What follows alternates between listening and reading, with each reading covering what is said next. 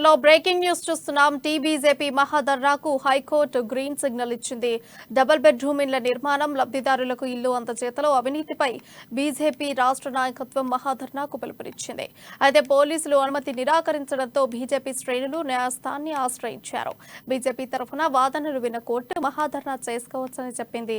అయితే 500 మంది మాత్రమే ఈ ధర్నా కార్యక్రమంలో పాల్గొనేలా చూడాలని, ఎలాంటి ర్యాలీలు చేపట్టొద్దని న్యాయస్థానం ఆదేశించింది. హైకోర్టు అనుమతితో రేపు తెలంగాణ బీజేపీ ఆధ్వర్యంలో ఇందిరా పార్కులో మహాధర్నా నిర్వహించనున్నారు.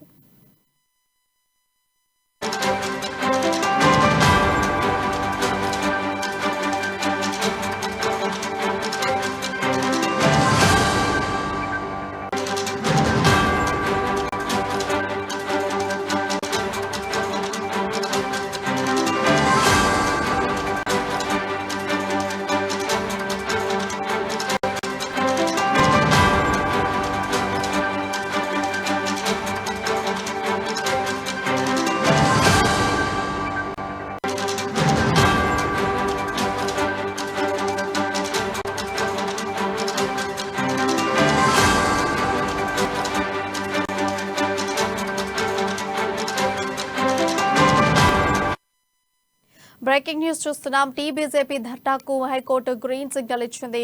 డబుల్ బెడ్రూమ్ ఇళ్ల నిర్మాణం, లబ్ధిదారులకు ఇల్లు అందజేతలో అవినీతిపై బీజేపీ రాష్ట్ర నాయకత్వం మహాధర్నాకు పిలుపునిచ్చింది. అయితే పోలీసులు అనుమతి నిరాకరించడంతో బీజేపీ శ్రేణులు న్యాయస్థానాన్ని ఆశ్రయించారు. ఇక దీనిపై మరింత సమాచారం మా ఇన్పుట్ ఎడిటర్ శ్రీనివాస్ తెలియజేస్తారు. శ్రీనివాస్, చెప్పండి, మీ దగ్గర ఉన్న అప్డేట్స్ ఏంటి? ప్రియా, ఏదైతే బీజేపీ రేపు డబుల్ బెడ్రూమ్ ఇష్యూ మీద మా ఇందిరా పార్క్ వద్ద మహాధర్నా కార్యక్రమాన్ని చేపట్టింది. అయితే దానికి పోలీసులు అనుమతి నిరాకరించారు. ఈ నేపథ్యంలోనే వాళ్ళు కోర్టును ఆశ్రయించడం జరిగింది. కొద్దిసేపటి క్రితమే కోర్టు ఈ ఇష్యూకు సంబంధించి కొంత తీర్పు కూడా ప్రకటించడం జరిగింది. షరతులతో కూడిన అనుమతిని రేపు ధర్నాకి ఇవ్వడం జరిగింది.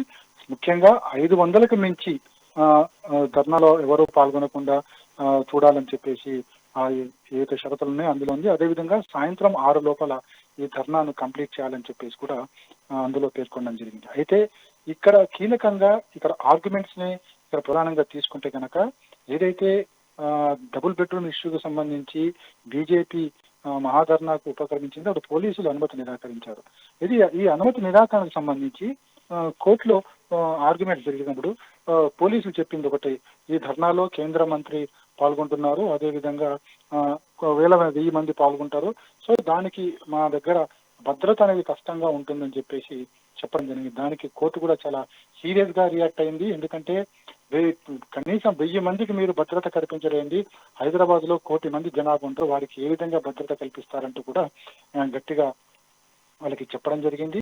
అదేవిధంగా కూతవేటు దూరంలో సెక్రటేరియట్ ఉంది, సెక్రటేరియట్కి ఎవరైనా ముట్టడించే చేయవచ్చు కదా అని కూడా పోలీసులు చెప్పడంతో దాని మీద కూడా కోర్టు సీరియస్ గానే స్పందించింది. ఇప్పుడు కూడా ఈ తరహా అనుమతులు ప్రతిసారి కూడా మనకి గతంలో కూడా చూసాము. బీజేపీ కావచ్చు, కాంగ్రెస్ కావచ్చు, ప్రతిపక్షాలు ఏ ధర్నా చేపట్టినప్పుడు కూడా పోలీసులు అనుమతి నిరాకరిస్తున్న పరిస్థితి కనిపిస్తుంది. తర్వాత వాళ్ళు కోర్టును ఆశ్రయించి కోర్టు ద్వారా అనుమతి తెచ్చుకోవడం, షరతులతో కూడిన అనుమతి తెచ్చుకోవడం జరుగుతున్నది.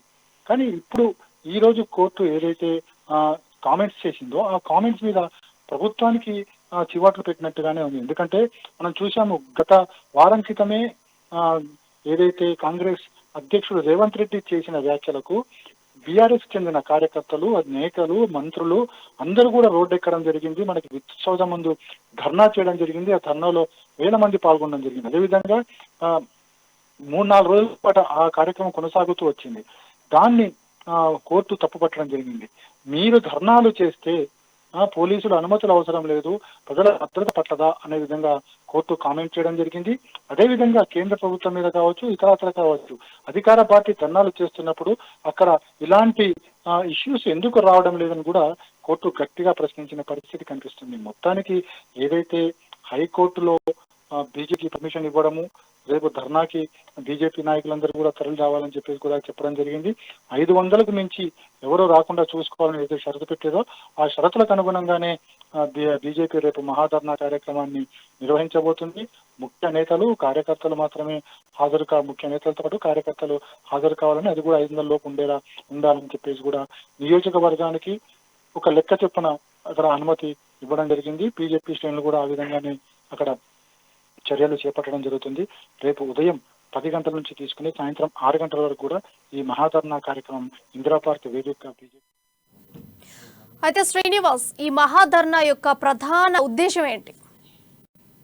ప్రధాన ఉద్దేశం ఒకటే, ఏదైతే కేసీఆర్ ప్రభుత్వం అధికారంలోకి వచ్చిన తర్వాత డబుల్ బెడ్రూమ్ ఇళ్ల విషయంలో తోబూచులాడుతుంది. ప్రతిసారి కూడా ఇదిగో డబుల్ బెడ్రూమ్, ఇదిగో డబుల్ బెడ్రూమ్ అంటూ ప్రతి ఎన్నికల్లోనూ కూడా వాళ్ళకి ఓటర్లకి తాయిలాలు తప్పించుకునే ప్రయత్నం చేస్తుంది. 1,70,000 పైగా ఇళ్లు నిర్మించామని చెప్తున్నప్పుడు కూడా అది ఇప్పటికి కూడా కంప్లీట్ కాలేదు. అది కూడా చాలా విమర్శలు కూడా వస్తున్నాయి. ఏదైతే ఈ డబుల్ బెడ్రూమ్ అలాట్మెంట్ కూడా కేవలం బీఆర్ఎస్ పార్టీ నేతలకు అనుచరులకు మాత్రమే ఆ కేటాయింపు జరుగుతుందని చెప్పేసి కూడా ఆరోపణలు వస్తున్నాయి. మనకి నిన్నగాక మొన్న కూడా ఉద్బుల్లాపూర్ పరిసర ప్రాంతాల్లో కూడా ఈ తరహా ఆరోపణలు, ఎవరైతే పేదలున్నారో ఆ పేదలు ధర్నా కూడా దిగిన పరిస్థితి కూడా చూశాం. అదేవిధంగా ఈ డబుల్ బెడ్రూమ్ సంబంధించి ఇందులో 50% 50% కేంద్ర ప్రభుత్వ వాటా కూడా ఉంది అని చెప్పేసి కూడా బీజేపీ పదే చెప్తుంది. ఎక్కడా కూడా ఇది కేంద్ర ప్రభుత్వం ప్రస్తావన లేకుండా కేవలం రాష్ట్ర ప్రభుత్వమే ఈ డబుల్ బెడ్రూమ్ ఇళ్లను కట్టిస్తుంది అన్న చందంగా కేసీఆర్ ప్రభుత్వం ప్రచారం చేసుకుంటుంది. ఇది ఎంత మాత్రం కరెక్ట్ కాదు. ఈ డబుల్ బెడ్రూమ్ ఇళ్లలో కేంద్రం వాటా కూడా 50% ఉంది. ఇది ప్రజల్లోకి తీసుకువెళ్తామని చెప్పేసి కూడా వాళ్ళు చెప్పడం జరుగుతుంది. మొత్తానికి ఏదైతే డబుల్ బెడ్రూమ్ ఇళ్ల నిర్మాణంలో కావచ్చు, అలసత్వం కావచ్చు, కేటాయింపులో తమ అనుచరులకు ఇవ్వడం కావచ్చు, ఈ అన్ని అంశాల మీద కూడా ఎక్స్పోజ్ చేసుకుంటూ మొదటిసారి ఎన్నికల్లో గెలిచినప్పుడు ఇచ్చిన హామీ రెండోసారి ఎన్నికలు జరిగినా పూర్తి కాకపోవడం, మూడోసారి కూడా అదే డబుల్ బెడ్రూమ్ అంశాన్ని తెర మీదకి తీసుకొచ్చి అధికార బీఆర్ఎస్ పార్టీ లబ్ధి పొందే ప్రయత్నం చేస్తుందో ఆ ప్రయత్నాన్ని అడ్డుకునే ప్రయత్నంగానే బీజేపీ రేపు ఈ మహాధర్నాకు ఉపక్రమించిందని చెప్పొచ్చు. Priya. Right, thank you Srinivas for you updates.